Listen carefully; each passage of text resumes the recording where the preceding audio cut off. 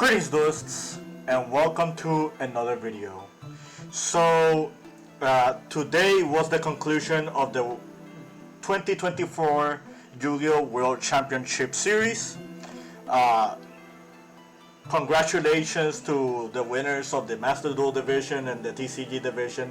I'll probably make a separate video talking about that event. Today I'm going to be making a deck report because every year when they hold that event, they try to hold a commemorative event like certain locals where they give certain price structures involving the world's format. I decided to participate at that event, and to a lot of surprises, I actually made it to the finals, and I actually got like all the pricing for it. It was not an easy feat. I did face really good players. Shout outs to everybody who I faced, everybody who tunes into this channel, all my followers from like all the locals that I go to. Shout outs to EJGAMING. I did make a deck profile in their channel. I will post their channel into the description. But yeah,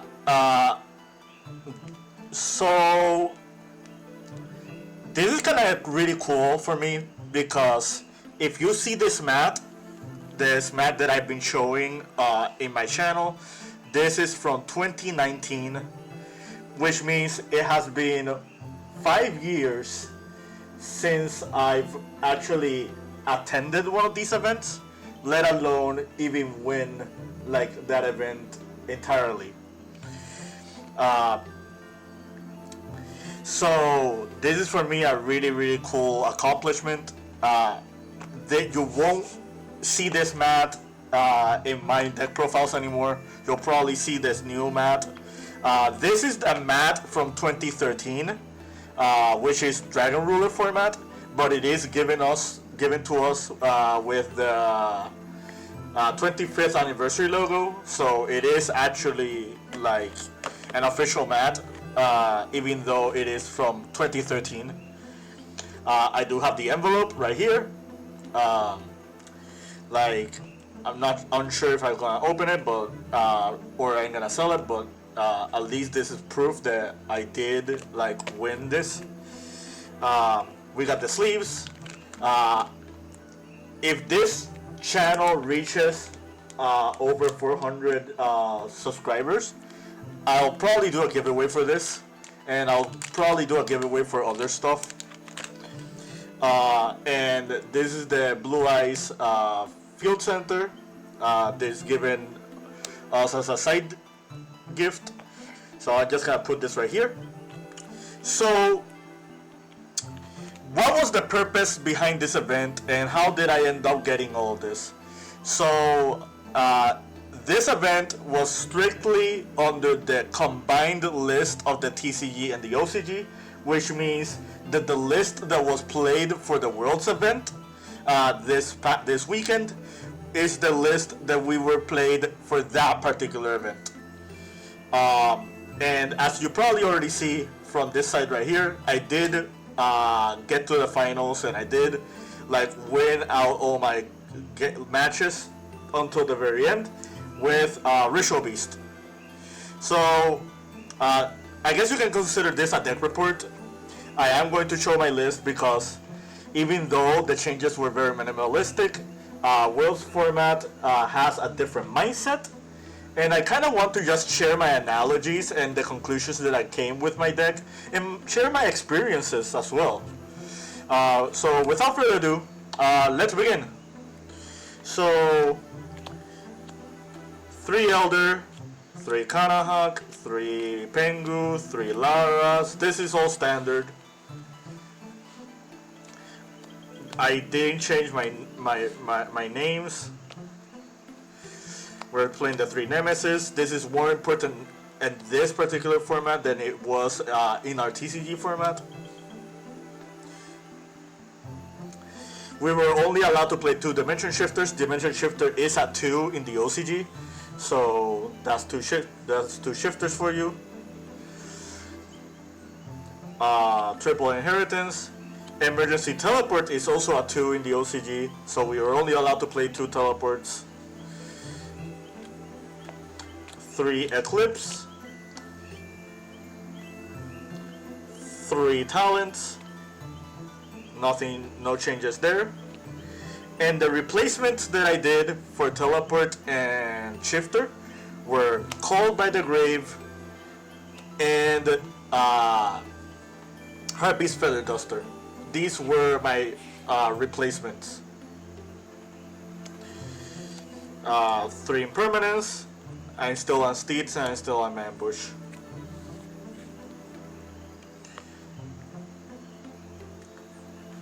Card main deck. Extra deck, we're still on 2 Kimon Falcos, we're still on IP, we're still on SP, we're still on Rabbit, we're still on Radiari. Appaloosa was legal for this event, so we did play Appaloosa. We have the Ulticana Hawks, the Apelio, the Noku Dragos. You've probably already seen this list so many times by now that, like, not really anything's different. The side deck did change. I did structure a specific side deck for this event, and to my surprise, only 2/3 of the extra deck was probably used. I expected a little bit of more variance than what I did face, but it worked out. So, triple Ash Blossom, double Draw Logbird, double DD Crow, 1 Magnamut, 1 Druisworm. One important note, Druisworm is limited in the OCG. Double Lightning Storm, triple Evenly Mashed, and the Azaroon. Out of this entire side deck, I did not sided in these 5 cards, not a single time. I did side in these, and I did drew all of these at very good and opportune times. The only card that wasn't as impactful was DD Crow. I will talk about my reasoning behind DD Crow for this event. I expected Jubel to be very popular. I also expected like a lot of Fiendsmith variants. One other deck that I thought about, which did make it to the top 4 at the actual Worlds event, was Fire Kings. I would have thought that people were actually going to try Fire Kings for this particular event, since this pure Snake Eyes deck was a little bit gutted. Another really important note about DD Crow is, since during Worlds format, Snake Eyes Ash is limited.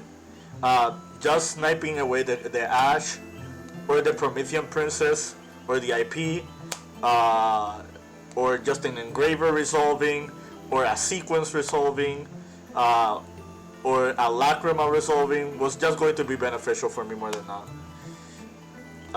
The other reason behind DD Crow is because DD Crow can also shut down Runic Fountain effect. It can also shut down like a few spell and traps. One of my rounds was against Memento, and what my Memento opponent actually tried to do a Memento play involving Memento Fusion in the graveyard.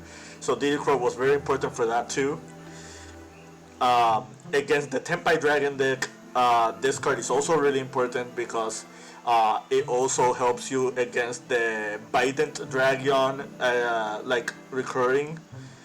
Not recurring itself, but recurring from the graveyard, as well as Fadra recurring from the graveyard.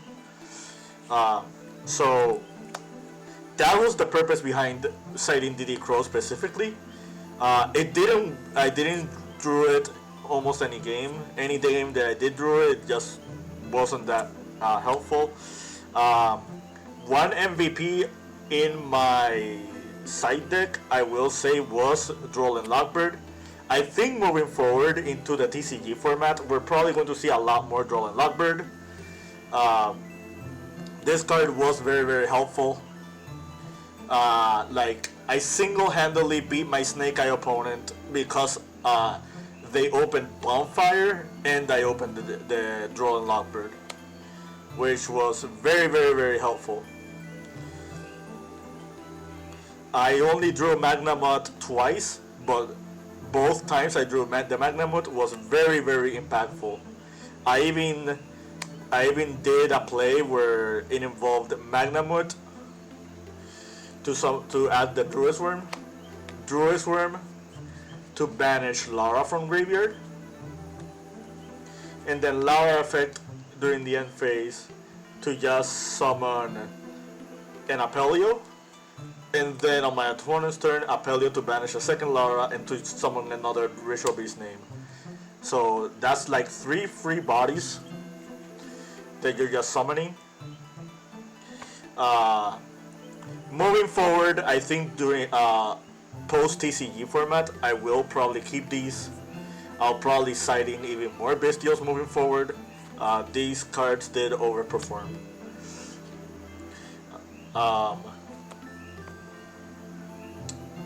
But yeah, I guess I'll talk about my rounds real quick and stuff that are notable for each of them. Round 1 was against Yubel. My opponent normal summoned the Luri, which is not a good sign because like Necroquip is only a TCG exclusive, which means it was not legal for this event, which made their Fiendsmith plays a little bit more limited. In another game, I did open Dimension Shifter, but he did open the Call by the Grave. But I had an Ash Blossom for the Sansara the Lotus, and he did not have a corresponding play to go after that.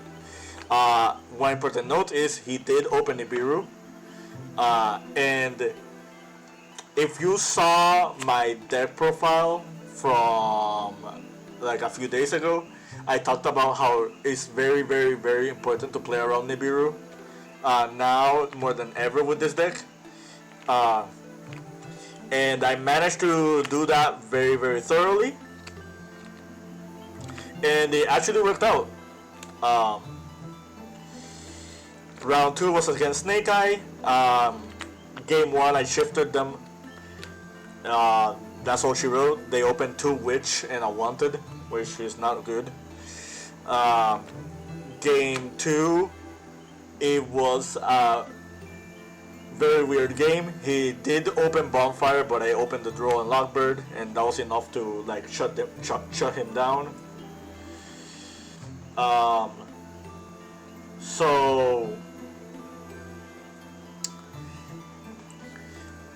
let's see. Round 3, I faced the Memento Fiendsmith deck.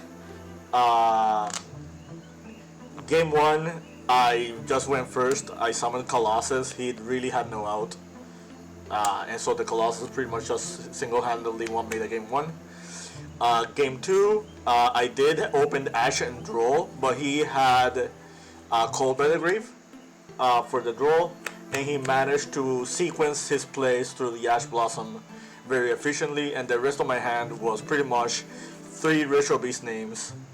2 of them were limited names, which is just the biggest problem with this deck, just breaking on like your limited Ritual Beast monsters, which should be less than 10%, but it does happen.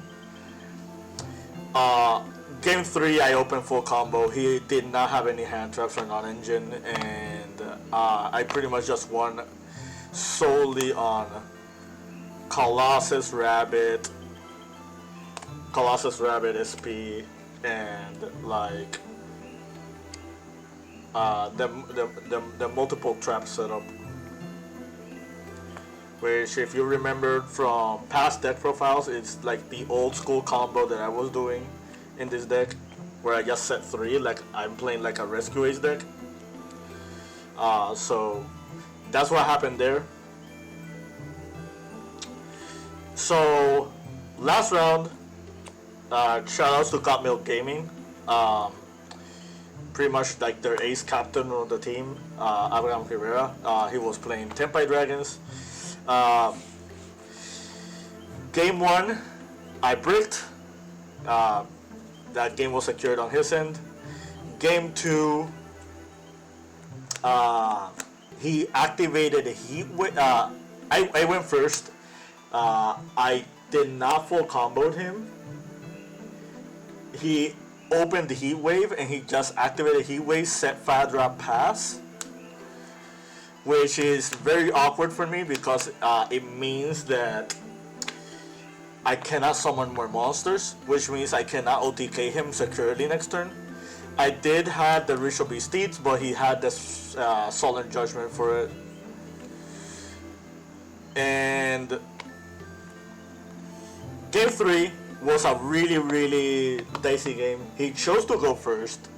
He did open Heat Wave, but his only playable monster was Genroku.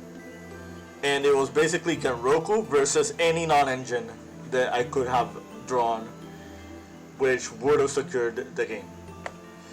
But yeah, that's it for this unorthodox deck report. Like I said, probably moving forward, you will see this mat on future deck profiles. I will make giveaways for some of these prizes in the future. So if you want those to happen, subscribe to the channel, invite people to the channel, ask whatever deck choice you want to see. And yeah, I'll work on post TCG September content very soon. Keep practicing and keep dueling.